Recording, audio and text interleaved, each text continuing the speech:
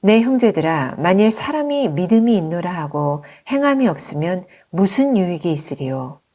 그 믿음이 능히 자기를 구원하겠느냐? 만일 형제나 자매가 헐벗고 일용할 양식이 없는데 너희 중에 누구든지 그에게 이르되 평안히 가라, 덥게 하라, 배부르게 하라 하며 그 몸에 쓸 것을 주지 아니하면 무슨 유익이 있으리요? 이와 같이 행함이 없는 믿음은 그 자체가 죽은 것이라. 어떤 사람은 말하기를 너는 믿음이 있고 나는 행함이 있으니 행함이 없는 네 믿음을 내게 보이라. 나는 행함으로 내 믿음을 네게 보이리라 하리라. 네가 하나님은 한 분이신 줄을 믿느냐? 잘하는도다. 귀신들도 믿고 떠느니라. 아, 허탄한 사람아, 행함이 없는 믿음이 헛것인 줄을 알고자 하느냐? 우리 조상 아브라함이 그 아들 이삭을 제단에 바칠 때에 행함으로 의롭다 하심을 받은 것이 아니냐. 네가 보거니와 믿음이 그의 행함과 함께 일하고 행함으로 믿음이 온전하게 되었느니라. 이에 성경에 이른바 아브라함이 하나님을 믿으니 이것을 의로 여기셨다는 말씀이 이루어졌고 그는 하나님의 벗이라 칭함을 받았나니 이로 보건대 사람이 행함으로 의롭다 하심을 받고 믿음으로만은 아니니라. 또 이와 같이 기생 라합이 사자들을 접대하여 다른 길로 나가게 할 때 행함으로 의롭다 하심을 받은 것이 아니냐. 영혼 없는 몸이 죽은 것 같이 행함이 없는 믿음은 죽은 것이니라.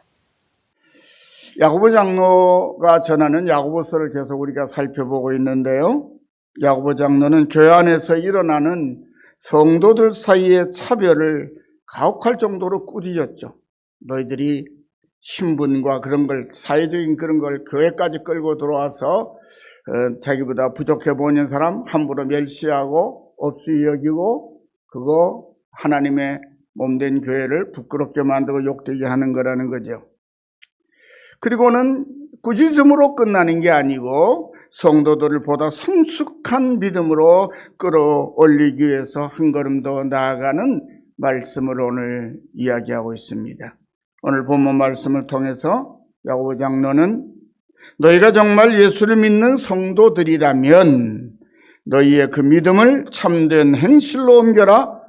서로 사랑하는 것으로 서로를 인정하고 배려하고 존중하는 모습으로 너희들의 실제 삶의 모습을 바꿔야 한다. 그런 말씀을 하고 있는 겁니다. 여러분, 한 성도 자매님이 남편을 먼저 세상에서 하나님께로 돌려보내 드렸습니다. 떠났습니다. 굉장히 슬픕니다. 여러분, 상실감 중에 가장 큰 것이 배우자가 떠나갔을 때 느끼는 남은 사람이 상실감이 제일 크다 그래요. 자식 앞세워 보낸 부모 마음도 엄청 크다는데요. 그거는 자식이 어릴 때 잃어서 그런데 대부분의 부모는 자식들보다 먼저 세상을 떠나게 되죠. 그런데 부부 사이에는 남편이든지 아내든지 먼저 떠나는 사람이 생기게 마련이죠. 늙어서도. 그럴 때 제일 큰 상실감이 아내가 떠났을 때 또는 남편이 먼저 떠났을 때 상실감이 제일 크다는 거예요. 특별히 남자분들, 저 같은 남자분들은요, 아내가 먼저 떠나면 수명이 팍 줄어든대요. 남은 수명이 아내가 있으면 10년 더 살 사람이 아내가 떠나고 나면 5년밖에 못 살고 어떤 사람은 3년밖에 못 살고 그런데요. 그러니까 특별히 남편 되신 분은 아내가 오래 살도록 기도하십시오. 그래야 나도 오래 살 수 있는 거예요. 그런데 말이죠. 우리가 서로 사랑한다, 존중한다, 그러면서도 정말 우리가 얼마나 진실한 사랑을 나누고 있는가를 보게 해주는 것이 장례식에 남편을 먼저 떠나보낸 여집사님이 또는 권사님이 이제 문상을 받습니다. 조문객들이 가요. 근데 어떤 사람은 요란합니다. 막 울고 통곡하고 막 굉장합니다. 그런데 어떤 분은요, 그냥 대면대면하게 지나가기도 하죠. 그런데 어떤 분은 와서 아무 말도 안 합니다. 오더니 꼭 끌어안아요. 둘이 꼭 끌어안고 눈물 뚝뚝 흘리면서 어깨를 토닥토닥 하고 있어요. 누가 제일 위로를 많이 주는 사람이었을까요? 요란하지 않은 사람. 내가 네 마음 안다, 내가 당신 마음 압니다 하는 마음으로 그냥 아무 소리 안 하고서 등을 도닥여주고 꼭 안아주는 사람한테서 위로를 굉장히 받죠. 그럴 수 있는 사람은 어떤 사람인지 굉장히 친밀한 사람이에요. 평소에 안는데, 서로를 끌어안는데 전혀 거리낌이 없을 만큼 서로 마음이 통하는 사람에게 그런 모습이 나오는 거죠. 목회자는 그걸 잘 못해서 힘들어요. 왜냐하면 목회자가 목사님이 말해 성도를, 여성도를 끌어안으면 오해받기도 쉬워서 목사님들은 항상 좀 그래요. 목회자가 안 좋은 것 하나는 말이죠, 정말 마음 아프고 정말 공감이 가고 정말 같이 슬픈데 그걸 어떻게 잘 표현할 수 있을까? 목사님으로서의 자기 자세를, 처신을 잘 하기가 그렇게 쉽지 않은 것 같습니다. 저는 예전에 교인들 장례식을 치를 때 막 울음을 참느라고 막 이러는 분들을 보면요, 울으라 그럽니다. 괜찮다고. 예수 믿는 사람이 울면 안 된다고 따라다니면서 울지 말라고 등을 때리는 사람이 있었어요. 명색이 권사님이신데, 그래서 제가 되게 뭐라 그랬어요. 권사님, 슬픔을 막아놓으면 속에 속병돼요. 그러니까 울도록 내버려둬요. 당신 울라고 안 그럴 테니까 당신은 그렇게 참으시라고. 근데 이분은 울도록 좀 내버려주세요. 누가 폭발하도록 울게 해줬으면 좋겠는데, 슬픔을 억제 못하고 있는데 왜 그분의 마음에서, 그분의 생각에서 이해를 하려고 하죠. 당신 지금까지 살아온 방식대로 다른 사람에게 슬픔을 참으라고 강요합니까? 마음껏 울게 내버려주세요. 오늘 아니고 부모, 형제, 가족들, 초상 아니고 마음껏 울 수 있는 날이 얼마나 있으세요, 여러분들? 그런 날 별로 없잖아요. 그때 우는 거예요. 그 어떤 분이 그런 얘기했죠. 어떤 분이 와서 막 통곡을 하고 왜 저렇게 저 사람 누군데 우니까 모르겠어요. 사람들이 그런다. 그랬더니 옆에 있던 한 분이 그래요. 울 일이 있는데 못 울어서 꽉 맥혀 있었는데 마침 마음껏 울어도 되는 자리를 펼쳐놨으니까 이때 다 울고 속 풀어놓으면 얼마나 좋겠노. 그렇게 말했어요. 아니다 다를까요. 그분이 그렇게 울던 사람이 끝나고 나서 문상하고 맞절하고 다 끝나고 나더니요, 그 다음부터 아주 명랑하게 웃는 거예요. 밥도 잘 먹는 거예요. 조금 전에 통곡하던 사람이 어떻게 밥을 저렇게 먹을 수 있을까? 예, 속에 무거웠던 짐을 다 내려놓고 나니까 평안해진 거예요. 우리는 사람들을 내 기준으로 판단하는 경향이 있어요. 근데 교회 안에서 성도들을 대할 때도 그렇게 대할 때가 많아요. 오늘 그런 말씀을 한번 야고보 장로의 이야기를 통해서 살펴보려고 합니다. 죽은 믿음이 뭐냐? 믿음을 행동으로 옮기지 못하고 믿음 자랑하는 게 죽은 믿음이라는 거예요. 야고보 장로가 이 편지를 쓸 당시에 초기에 교회 공동체 안에는 입으로 예수 믿는 사람들이 많이 모여들었어요. 입으로는 주여 주여 잘 떠듭니다. 그런데 예수님을 믿는 신앙인의 도리는 제대로 실천하지 않는 엉터리 교인들이 제법 있었던 것 같습니다. 왜 이런 일이 일어났을까요? 초대교회 시대 복음을 전하는 현장에는 복음의 역사들이 나타나서 병든 자가 일어나고 죽었던 자가 깨어나고 막 이런 일들이 막 생기는 거예요. 왜? 복음이 유대인들에게 압박을 받고 반대를 받던 그 그리스도의 복음이 전파되도록 하나님께서 성령의 역사를 통해서 사도들을 통해서 성도들이 복음을 전하는, 사랑을 전하는 그곳에 그런 기적들이 일어나게 하니까 그런 것을 보고 사람들이 막 모여들어요. 야, 저기 대단한 데다. 그런데 정작 복음을 깊이 받아들이지 못한 상태에 몸만 어디 왔어요? 교회 온 거예요. 그러니까 이 사람들은 복음이 지배하는 심령이 아니라 옛사람 그대로 자기 고집대로 자기를 지배하는 심령이니까 자기 기준으로 다른 사람을 판단하는 거예요. 그래서 가난한 사람 무시합니다. 못 배운 사람 무시합니다. 못생긴 사람 무시합니다. 장애 가진 사람들 귀찮아합니다. 이런 버릇이 그대로 나오는 거예요. 엉터리 교인인 거예요. 오늘날 교회 안에도 솔직히 있잖아요. 많지 않습니까? 부자와 가난한 사람을 차별하는 사람들이 참 많았던 것 같아요. 춥고 굶주린 형제 자매를 보고 무시는 해도 적극적으로 도와주지는 않았던 모양입니다. 우리는 본문에 나오는 야고보 장로의 말을 통해서 그 당시 교회들의 분위기를 충분히 미루어서 짐작할 수 있죠. 제가 읽어드리죠. 내 형제들아, 만일 사람이 믿음이 있노라 하고 행함이 없으면 무슨 유익이 있으리요? 그 믿음이 능히 자기를 구원하겠느냐? 왜요? 거짓 믿음이니까요.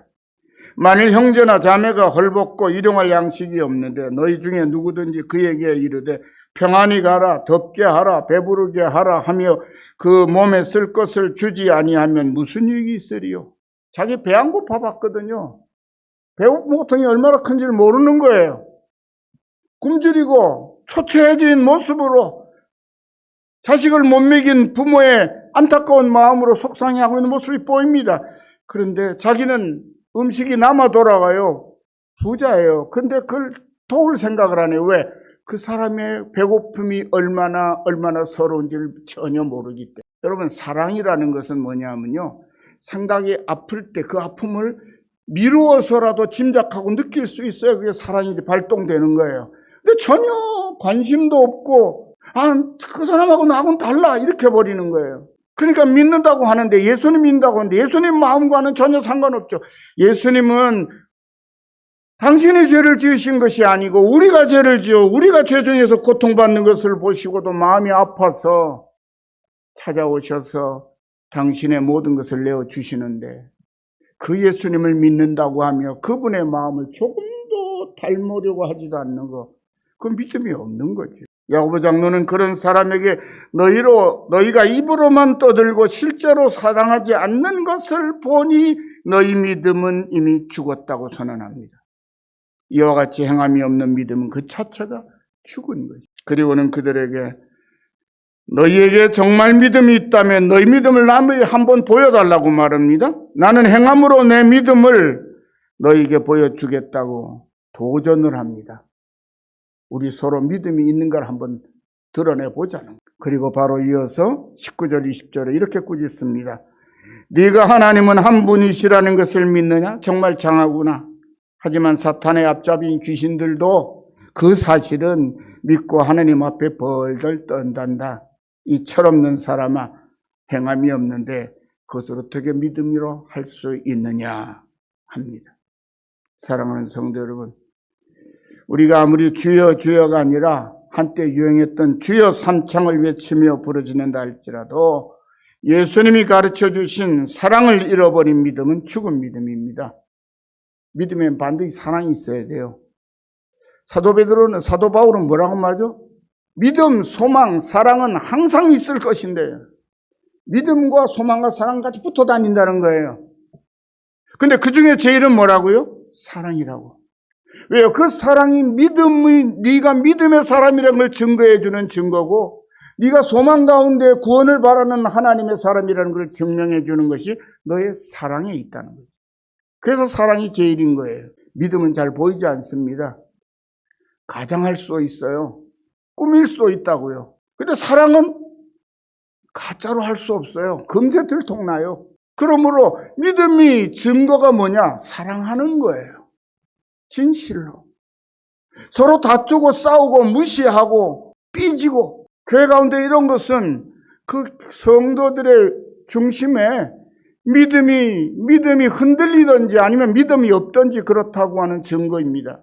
여러분, 사랑은 요란한 입으로 하는 요란한 것이 아니에요.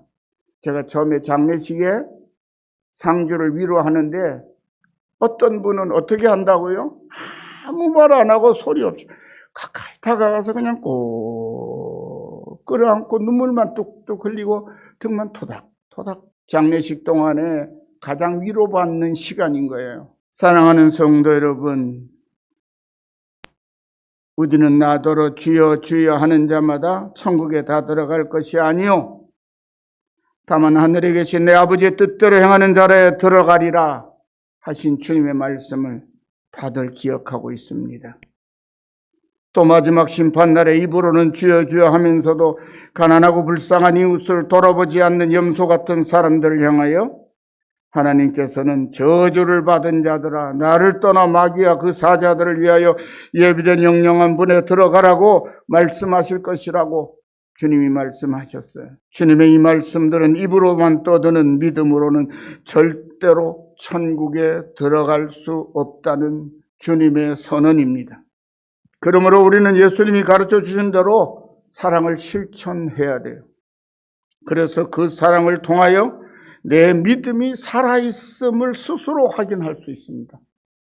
내가 누구를 사랑할 수 없다, 진실로 마음을 열고 받아들일 수 없다, 그럼 내 믿음 죽은 거 아닌가? 내 믿음이 어디 있느냐? 야고보 장로는 네 믿음이 어디인지 보여다오. 그런데 남에게 보이기 위한 믿음이 아니라 내가 내 믿음을 스스로 먼저 확인해야 되잖아요.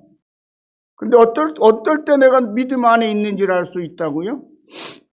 형제 자매를 진실로 사랑하고 존중하는 내 마음이 확인될 때, 제가 좋아하는 말 가운데, 우리 말 가운데 하나가 뭐냐면요, 한자어지만 배려라고 하는 말이에요. 배려. 다른 사람의 형편 사정을 내가 그 자리에 그가 됐으면 어떻게 할까? 지금 얼마나 힘들까? 얼마나 괴로울까? 얼마나 외로울까? 얼마나 아플까? 얼마나 슬플까? 얼마나 절망적일까? 짐작해 보려고 하는 마음 가진 거. 그게 배려입니다. 근데 그 배려는 어디로부터 나온다고요? 그분에 대한 존중과 사랑으로부터 나오는 거예요. 원수에게 배려하는 사람 별로 없어요. 그죠? 나 원수 같은 사람에게 내가 그 입장 이해한다, 그러는 사람 별로 없어요. 그런데 우리 주님은요, 원수같이 되어버린 우리들에게도 당신의 사랑으로 우리를 배려하셨어요. 그래, 너는 어떻게 해볼 도리가 없지. 그래서 내가 네 대신 죽어주마. 그리고 죽으신 분이 우리 주님이에요. 그보다 더 큰 배려를 설명할 수 있나요? 우리 주님이 우리를 사랑하셔서 당신을 내어주신 거 뭐 더 큰 배려를 생각할 수 있나요? 근데 우리는 되게 그렇게 안 하죠. 나는 이렇게 생각하는데 당신은 왜 꼭 그렇게 생각하냐고. 그럴 때 우리가 배려하는 마음을 품더니 당신의 이야기를 좀 드러나 봅시다. 당신이 왜 그렇게 말하는지 한번 들어봅시다. 그 정도부터 시작하는 거예요. 왜 그렇게 힘들어하는지, 왜 그렇게 괴로워하는지, 왜 못 견뎌 하는지 한번 이야기나 들어봅시다. 그러면 속에 답답한 말을 쭉 틀어놓을 거 아니에요.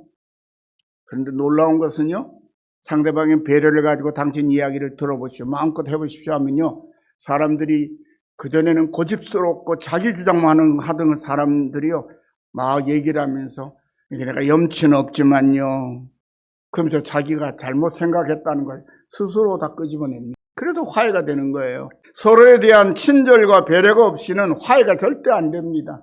거창하게 사랑을 얘기하기 전에 상대방을 존중하는 마음, 배려, 이것이 공동체 안에는 반드시 필요한 거예요. 여러분, 부부 사이에도 이런 서로에 대한 배려, 그리고 좀 들어주는, 기울여주는 그런 모습이 있으면 화목한 가정이 되지만요, 부부 사이에도 50년, 40년, 50년 살았는데도 부부싸움 하는 분 있죠? 제가 요즘에 그런 걸 가끔 느껴요. 두 사람만 같이 있다 보니까 어떨 때는 간섭받기 싫어하는 때가 생기는 거죠. 제가 결혼한 지가 벌써 몇 년 됐나요? 내년이 되면 50년째가 됩니다. 굉장히 오래 살았어요, 부부가 둘이서. 사람은 누구나 남편과 아내와 가장 오래 살아요.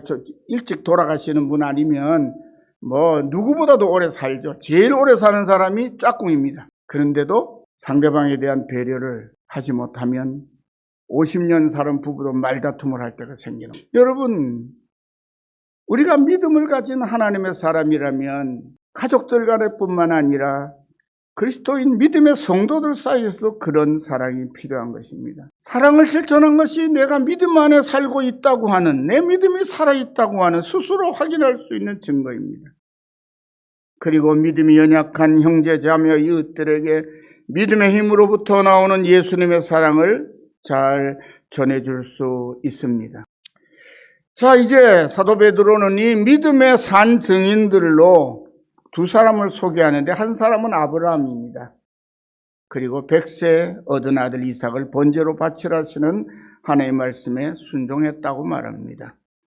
아브라함은 바로 그 순종으로 그의 믿음이 완전하다는 것을 하나님께 보여드렸습니다. 아브라함이 순종한 후에 하나님께서 아브라함이 이렇게 약속하시죠.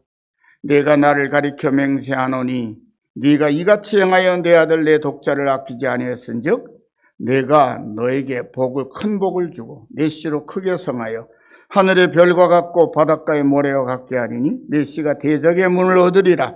또 내 씨로 말미암아 천하 만민이 복을 얻으리라. 이는 네가 나의 말을 뭐했음이라? 준행하였음이라.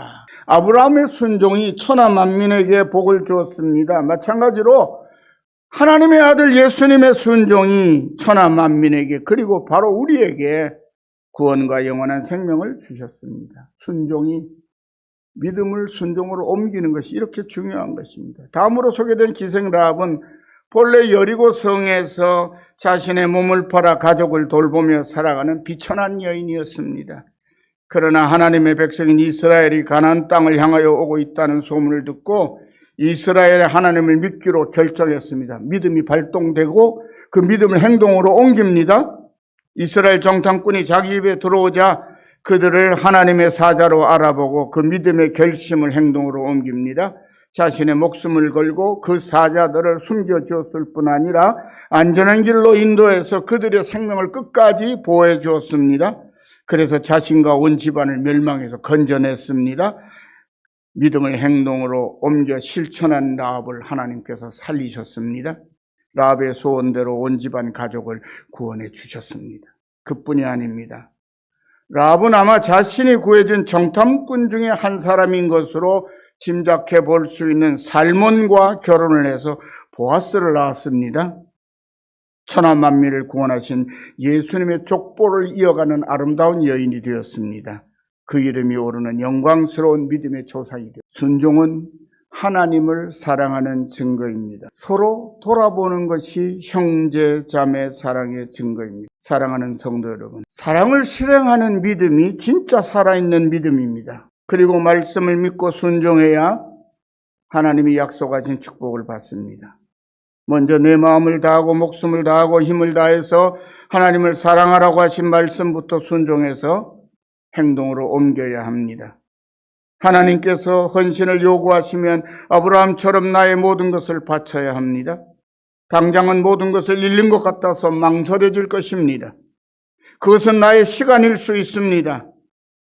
생명처럼 아끼는 나의 돈일 수도 있습니다. 나의 생명보다 귀한 하나뿐인 아들일 수도 있습니다. 그러나 아깝고 덜 답답하다고 해서 계속 머뭇거리다가 결국 순종과 헌신에 실패하면 하나님의 사랑을 잃게 되고 그것으로 끝입니다. 하나님의 더 큰 은혜와 축복과는 아주 거리가 먼 사람이 되고 말지요. 헌신과 충성의 기회는 항상 있는 것은 아닙니다. 사랑의 기회도 마찬가지입니다. 우리는 이 사실을 머리로 알고 있어요. 좋은 것은 항상 주어지는 것이 아니라는 사실이에요. 알고는 있는데 자신이 가지고 있는 소유물과 자신의 현실에 집착하다 보면 결국은 순종에 실패하고 맙니다. 하나님을 사랑하는 마음으로 자신을 하나님께 온전히 바치지 못하면 뒤늦게 크게 후회하는 어리석은 사람이 되기도 하지요. 하나님 사랑만이 아닙니다. 내 이웃을 내 몸과 같이 사랑하라고 하신 주님의 말씀에도 순종해서 실제로 형제 자매의 이웃을 사랑해야 합니다. 예수님은 누가복음 6장 38절에 이렇게 약속하셨어요.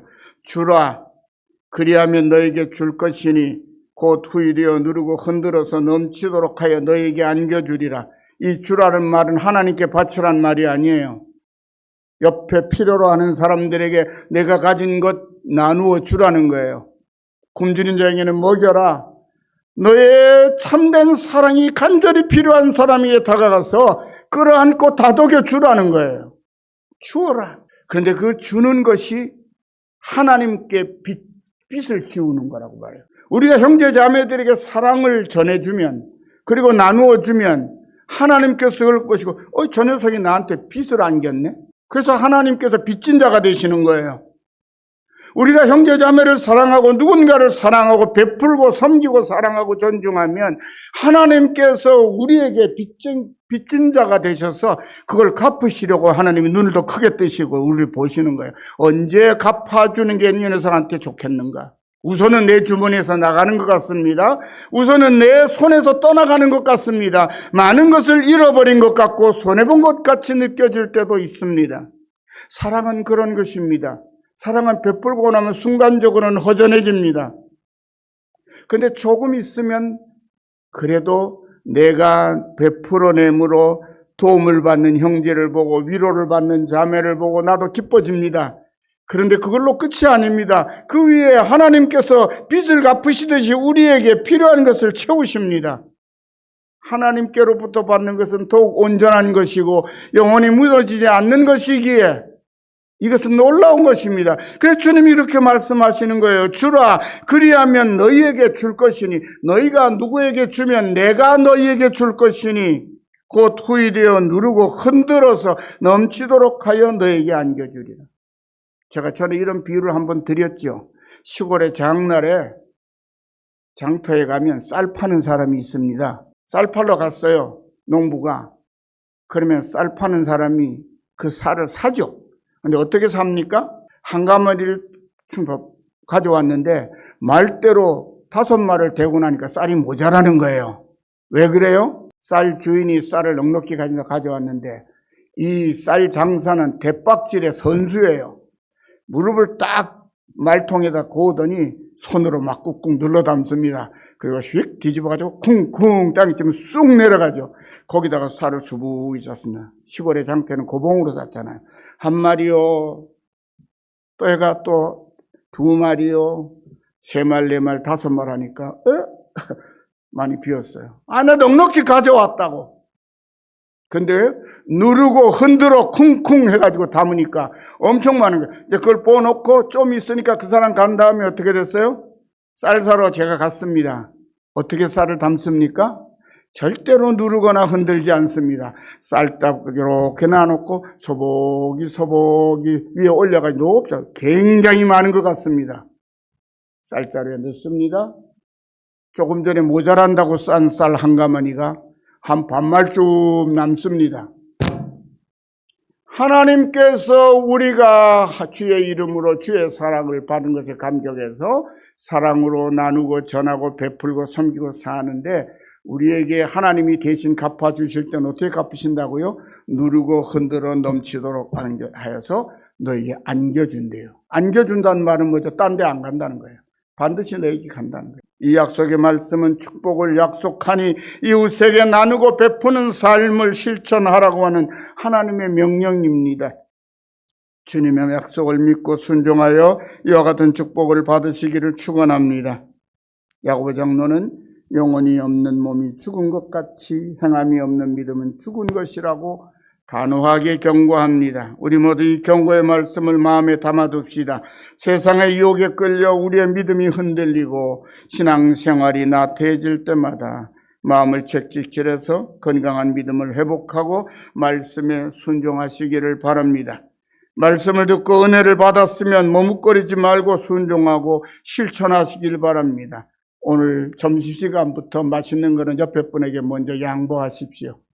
그것도 사랑도 자꾸 해봐야 늡니다. 그냥 늘 뿐만 아니라 덩치도 커집니다. 그렇죠? 전에는 주머니에서 뭘 꺼내기가 이야 힘들었는데 주머니를 열면 제일 큰 신사임당부터 먼저 꺼내는 사람이 됩니다. 왜요?